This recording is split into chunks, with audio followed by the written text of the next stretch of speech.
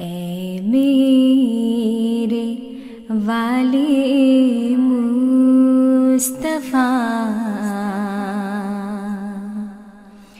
ए सैयदुल वरा ए मेरे वाले मुस्तफा ए सैयदुल वरा. Bismillahirrahmanirrahim. Assalamualaikum warahmatullahi wabarakatuh. Pemirsa channel YouTube Lajnah Himayallah Indonesia yang berbahagia, berjumpa kembali dalam program Sudut Lajnah, mengupas sebuah konsep dan aplikasinya dalam kehidupan sehari-hari. Alhamdulillah, pada kesempatan kali ini kita akan mengangkat tema mengenai akhlak satar dan empati. Setelah episode sebelumnya kita membahas mengenai akhlak satar, maka pada kesempatan kali ini kita akan mengupas tuntas mengenai akhlak empati. Pemirsa, ketika Allah Subhanahu wa Ta'ala menganugerahkan kita untuk tercipta menjadi makhluk yang unggul, maka kita perlu merenungkan kembali apa tugas kita sebagai makhluk yang unggul ini. Karena tidak mungkin keunggulan ini dianugerahkan oleh Allah Subhanahu wa Ta'ala tanpa tujuan tertentu. Jika kita mengambil benang merah dari seluruh penjelasan mengenai kewajiban dasar manusia, maka kita akan menemukan dua tugas dasar yang harus ditunaikan secara seimbang. Mengapa ditunaikan secara seimbang? Karena ternyata keduanya ini saling berkesinambungan dan tidak bisa dilepaskan satu sama lain. Lalu, tugas apa yang dimaksud? Tugas yang dimaksud adalah menjaga hablum minallah dan hablum minannas. Lalu apa hubungannya antara hablum minallah dan hablum minannas dengan topik kita mengenai akhlak empati hari ini? Saya, Rena Aisyah, yang akan memandu beberapa waktu ke depan bersama narasumber hebat, yaitu Naib Sadar dari bidang tarbiyat, Ibu Ira Rahayu. Assalamualaikum Ibu Ira. Waalaikumsalam warahmatullahi wabarakatuh. Bagaimana kabarnya Ibu hari ini? Alhamdulillah sehat. Alhamdulillah, semoga Allah Subhanahu wa Ta'ala senantiasa memberikan kesehatan juga semangat kepada kita pada hari ini. Amin insyaallah. Sebelumnya saya ingin menghaturkan banyak terima kasih kepada Ibu Ira yang sudah berkenan hadir untuk sama-sama menimba juga mengupgrade ilmu mengenai akhlak empati pada hari ini ya Bu ya. Jika pada episode sebelumnya kita membahas tentang korelasi antara hablum minallah dan hablum minannas dengan akhlak satar, maka pada kesempatan kali ini kita akan membahas mengenai korelasi antara hablum minallah dan hablum minannas dengan akhlak empati. Mangga Ibu dipersilahkan. Ya, jadi seperti kita ketahui, Islam itu adalah agama yang rahmatan lil alamin ya. Jadi rahmatnya itu harus benar-benar dirasakan oleh semua orang ya. Tidak dikotak-kotakan. Di rahmat itu tidak dikotak-kotakan. Bisa dirasakan, dinikmati oleh semua orang, baik itu yang beragama Kristen, beragama Buddha, Hindu gitu ya. Jadi tidak terkotak atau terkhususkan untuk orang Islam saja. Nah, itu adalah Islam sebagai rahmatan lil alamin gitu ya. Jadi rahmat itu kan bisa diartikan sebagai kasih sayang ya Bu ya. Lalu betul. Sebenarnya bentuk kasih sayang dari Allah Subhanahu wa Ta'ala ini yang bisa dirasakan oleh orang lain itu seperti apa Ibu? Ya, jadi Allah Ta'ala itu kasih sayangnya itu tidak terbatas ya, dan bisa dirasakan oleh semua makhluk ciptaannya ya. Jadi sebagaimana kita umat Islam bisa bernafas gitu ya, demikian pula dengan umat yang lain juga bisa bernafas. Bagaimana kita bisa mendapatkan makanan dari alam, maka yang lain pun bisa mendapatkan makanan dari alam.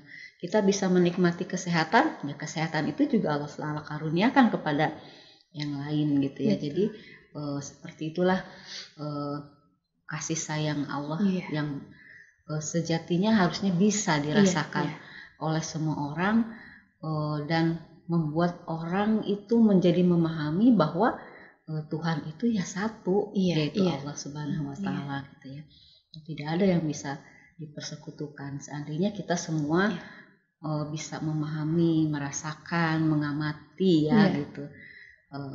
Bahwa apa yang kita rasakan ini, yang kita peroleh, nikmat-nikmat yang kita dapat ini nggak mungkin datang dengan sendirinya gitu, tiba-tiba betul, ya. betul. Dan pasti karena semuanya merasakan, oh berarti harusnya sumbernya satu gitu Iya, ya. betul. Ya itulah Masya seperti Allah. itu. Jadi memang hal-hal mendasar ya Bu ya, seperti matahari gitu ya, Betul. udara yang kita Iya. hirup itu ternyata nikmat Allah kepada siapapun ya Bu ya. Betul. Iya. Cuman kan ternyata banyak orang yang belum menyadari kalau itu adalah bentuk kasih sayang dari Allah Subhanahu wa taala ya Bu ya. Betul.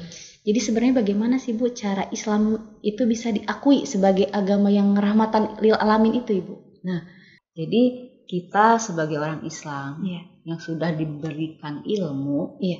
yang sudah diberikan pemahaman gitu ya, ajaran yang demikian indahnya tentang akhlak dalam Al-Quran, sudah kita tak dapat ilmunya, sudah dapat kita pahami.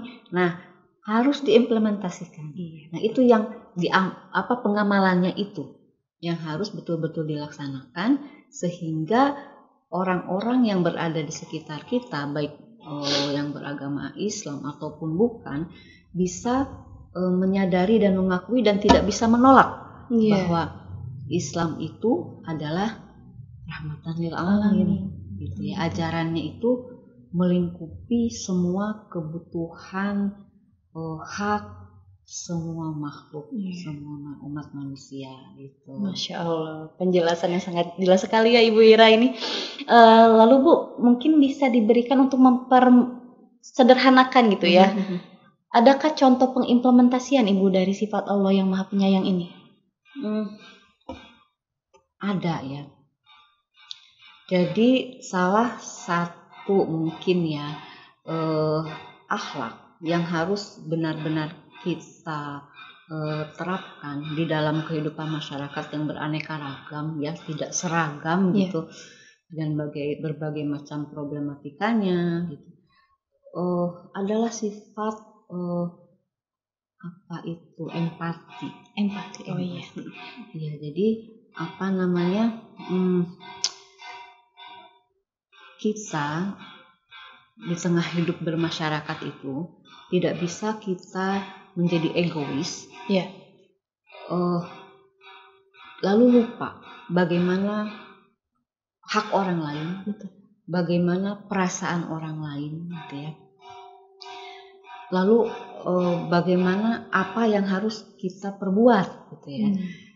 Nah, sebagai contoh dalam kehidupan beragama misalnya, kita sebagai seorang Ahmadi mungkin sudah sering menghadapi berbagai pertentangan, gitu ya. Kita karena sudah menjadi murid Hadrat Masih Maud, kita sudah tahu bagaimana kita harus bersikap ketika kita menghadapi pertentangan. Nah, kita merasakan bagaimana sih rasanya tidak enak gitu ya. Ditentang, menjadi sumber ejekan, misalnya cemoohan ya. Nah, sikap itulah yang harus kita coba terapkan kepada orang lain. Artinya begini, kalau kita sudah merasa tidak enak, seperti begitu kan gitu, maka kita harus bisa menenggang rasa orang lain. Bagaimana tidak enaknya? Kalau kita tidak ingin dicubit, maka kita jangan mencubit orang lain kan seperti itu ya. Nah, karena kita sudah tahu rasanya tidak enak, maka kita jagalah orang lain, perasaan orang lain itu dengan sikap empati itu. Dengan kita mempunyai sikap empati, maka dengan sendirinya kita tidak akan berbuat hal-hal yang bisa menimbulkan orang lain merasa terganggu, terdalimi gitu ya. Seperti itu ya. Jadi salah satu pengimplementasiannya, salah satu ya Bu ya, berarti melatih empati ya Bu kita terhadap orang lain. Betul. Itu adalah salah satunya ya di antara sekian banyak. Dan karena bahasan kita tentang empati hari ini, itulah. Terlebih lagi kita seorang Ahmadi itu kan tadi ya Bu ya, ada fenomena-fenomena yang seperti itu. Jadi itu menjadi salah satu sarana untuk melatih kita untuk mengimplementasikan rasa sayang Allah Subhanahu wa taala. Nah Ibu, saya itu sering mendengar simpati juga Bu. Iya. Sebenarnya apa sih Bu perbedaan antara empati dan simpati ini? Ya, apa bedanya simpati Dengan dengan empati. empati ya? Kalau simpati itu lebih ke perasaan ya. Jadi simpati itu adalah sebuah perasaan ya, yang nanti tertuang dalam bahasa tubuh dan merasakan kebersamaan. Oh iya. Ya. Jadi apa ya? Sebagai contoh misalnya gitu ya, kalau ada orang yang kita sering menyaksikan, contohnya berdemo gitu ya, demo menuntut hak misalnya buruh gitu ya, terus ada aksi jahit mulut misalnya gitu ya, karena simpatik dia ikutan berdemo panas-panasan, jadi dia seolah memposisikan sama Menjadi seperti orang, iya. gitu ya. Nah kalau empati itu tidak harus kita sepakat dengan orang lain gitu ya, tapi kita menempatkan diri, mengolah diri sehingga kita bisa merasakan apa yang mereka rasakan tanpa harus sepakat. Nanti buahnya itu adalah tutur kata, perbuatan gitu ya. Nah di situ kita mencoba untuk merasakan apa yang mereka rasakan gitu ya. Jadi sebagai contoh ya, sebagai mungkin gambaran, jadi Hadrat Rasulullah SAW itu sudah memberitahukan atau memberikan ajaran kepada kita ya, bahwa umpama orang beriman itu laksana satu tubuh. Nah, jadi jika salah satu anggota tubuhnya sakit, maka anggota tubuh lainnya merasa sakit juga. Anggota tubuh lainnya disabdakan tidak bisa tidur gitu ya, karena anggota tubuh lainnya juga merasakan demam gitu, karena sakit, karena demam, karena panas, karena sakitnya. Nah jadi itulah yang namanya empati. Sebagai contoh realnya misalnya, kalau ada seseorang yang jatuh gitu ya, terjatuh misalnya lututnya sakit, maka dengan otomatis mulutnya akan berteriak kesakitan, kemudian dengan otomatis tangannya akan memegang lututnya gitu. Betul. Nah kemudian nanti setelah itu baru dicari obatnya kan begitu ya. Nah itulah empati gitu ya. Jadi kita merasakan apa yang orang lain rasakan gitu ya, tanpa harus sepakat ya. Tanpa harus sepakat, betul. Nah kemudian mungkin nanti setelah itu bisa mencarikan solusinya seperti apa gitu ya, atau hanya sekedar mendengarkan saja tanpa harus mengomentari. Itu juga sudah termasuk ya. Iya, sudah termasuk empati. Jadi orang tersebut akhirnya bisa bercerita, berkeluh kesah, mengeluarkan unek-uneknya gitu. Tanpa kita harus menghakimi, kamu salah, kamu benar misalnya gitu ya. Tidak menghakimi ya. Cukup didengarkan sampai dia bisa mengeluarkan emosinya. Nanti di situ baru kita coba bantu apa sih yang bisa kita bantu gitu ya. Penjelasan yang sangat sederhana tapi bagus sekali Bu Ira ya. Tadi kan berarti saya highlight nih Bu ya. Kalau empati itu kita tidak harus sepakat, tapi kita merasakan apa yang mereka rasakan gitu ya. Nah ini apa menjadi arti bahwa jemaat ini kan sering menghadapi problema yang orang-orang arahkan kepada kita ya Bu ya, ketidaksetujuan gitu ya, kebencian. Apa ini menjadi arti bahwa orang-orang yang benci terhadap jemaat itu mereka tidak memiliki akhlak empati Ibu kepada sesama makhluk Allah Subhanahu wa taala? Betul sekali ya.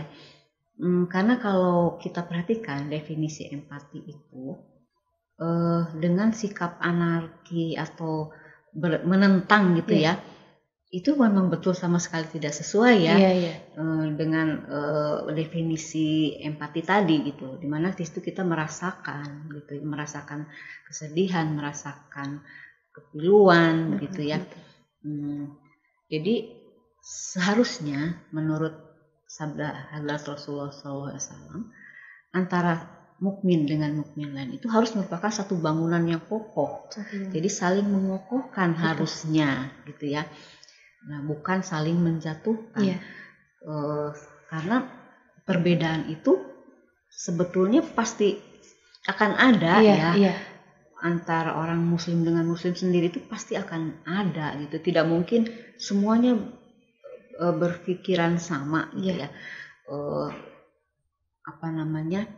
Jadi seharusnya ketika kita mengetahui perbedaan itu, ya itu tidak berarti harus sepakat. Iya, iya. Nah, tetapi kita harus menghormati gitu ya, memberikan kebebasan, merasakan derita sesama orang beriman misalnya, walaupun berbeda dalam hal keyakinan, tapi mereka juga punya hak ibadah. Kita bisa merasakan ketika kita dilarang beribadah itu rasanya seperti apa. Betul.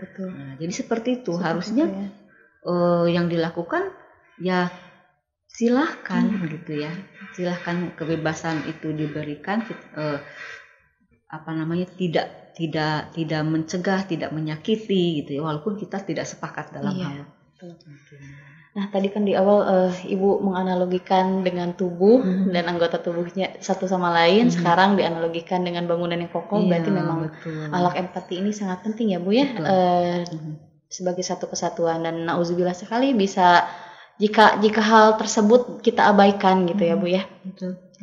Lalu Bu, melahirkan akhlak empati kan bukan hal yang mudah ya Bu ya. Sebenarnya adakah cara untuk melatih akhlak empati ini Bu? Tentu ada ya. Sikap empati itu bisa kita latih ya. Bagaimana caranya? Yang pertama, kita harus berlatih, membiasakan diri menjadi pendengar yang baik gitu ya. Ketika ada seseorang yang berkeluh kesah, menceritakan kesulitannya, kesedihannya gitu ya, cobalah kita dengarkan tanpa perlu menghakimi, tanpa perlu menyalahkan misalnya begitu ya. Dengarkan saja. Nah, dari mendengarkan itu nanti kita bisa merasakan, memahami apa sih yang orang tersebut rasakan. Iya, betul. Kemudian bayangkan, yang kedua ya, membayangkan bagaimana kalau peristiwa itu, hal itu terjadi kepada diri kita. Menimpa kita ya Bu. Iya, betul. Nah, tentu kita juga pasti merasa sangat misalnya terganggu gitu ya. Jadi ketika kita sudah membayangkan, oh ya berarti saya tidak boleh misalnya ya melakukan hal-hal yang bisa membuat orang lain merasa demikian. Betul. Karena saya pun ternyata kok tidak enak ketika menghadapi atau mengalami peristiwa itu gitu ya. Nah, itu yang kedua. Kemudian yang ketiga, kita itu betul-betul harus berlatih ya, menjaga ucapan dan menjaga perilaku. Ya. Dari ucapan itu bisa menyakiti orang lain kalau kita tidak berhati-hati dalam memilih kata-kata, intonasinya gitu ya. Kadang-kadang nadanya lembut, tapi kata-katanya menyakitkan gitu betul. ya. Nah, itu dalam berkata-kata. Kemudian bersikap juga gitu ya, harus sangat hati-hati. Bagaimana sih gitu ya? Jangan sampai karena sikap kita orang merasa terganggu gitu ya. Merasa saya tidak dihargai gitu ya. Jadi itu adalah cara kita untuk berlatih. Kalau saya sih berpikirlah sebelum bertindak gitu ya. Kadang orang mungkin merespon sangat cepat atas suatu peristiwa, atas suatu kejadian gitu, yang pada akhirnya reaksi yang kita berikan itu justru malah salah gitu ya. Salah, malah menjadi masalah tambah lebar gitu. Makanya itulah empati ya, kita merasakan tapi tidak perlu menghakimi. dengarkan saja dulu. Iya. Nah, kalau perlu kita bisa memberikan solusi, alhamdulillah kita berikan solusi. Kalaupun tidak, paling tidak kita sudah menjadi kawan yang baik gitu ya, mendengarkan, menjadi ya kita jadi bahunya lah gitu ya. Iya, betul. Bahunya untuk menangis gitu Iya, ya. iya. Itulah seharusnya yang bisa jadi kita saling menguatkan gitu ya. 3 hal yang sebenarnya terdengar sederhana namun sulit untuk dilakukan ya Bu ya. Iya, betul sekali. Iya. Alhamdulillah Ibu, banyak sekali pembahasan kita pada hari ini. Alhamdulillah dari awal hingga akhir dipenuhi banyak ilmu ya Bu yang bermanfaat untuk kehidupan sehari-hari. Baik pemirsa, itu tadi kajian kita bersama Ibu Ira Rahayu mengenai akhlak empati. Untuk menutup sesi ini, saya mempersilahkan kepada Ibu Ira Rahayu untuk memberikan closing statement. Silakan Ibu. Hadrat Khalifatul Masih Al-Khamis Aidahullah Ta'ala bin Nasil Aziz menasihatkan bahwa orang-orang beriman itu harus mengamalkan ajaran Al-Quran, menanamkan dan mengamalkan rasa cinta, empati, dan kasih sayang. Jadi sebagai Ahmadi, dimanapun kita berada, dalam lingkungan yang bagaimanapun, kita harus benar-benar mengamalkan sikap akhlak empati ini. Dimana jika kita semua berhasil mengamalkan akhlak empati ini, maka artinya kita sudah berhasil menciptakan sebuah kehidupan yang harmonis dan damai. Demikian yang Alhamdulillah Ibu, jazakumullah. Alhamdulillah Ibu, akhirnya kita sudah sampai di penghujung acara yang kaya akan ilmu dan berberkat ini ya Bu ya. Semoga dari perjumpaan ini baik saya, Ibu dan seluruh pemirsa Sudut Lajnah mendapatkan hikmah untuk bisa mengambil nilai-nilai positif yang diberikan oleh Allah Subhanahu wa taala. Amin, Allahumma amin. Demikianlah pemirsa Sudut Lajnah perbincangan kita bersama Ibu Ira Rahayu mengenai akhlak empati. Saya selaku pemandu acara mengucapkan mohon maaf apabila terdapat banyak kesalahan dan terima kasih sudah setia menyaksikan Sudut Lajnah. Tetap stay tune untuk episode-episode selanjutnya. Saya beserta tim yang bertugas undur diri. Assalamualaikum warahmatullahi wabarakatuh. Waalaikumsalam. मेरे वाले मुस्तफा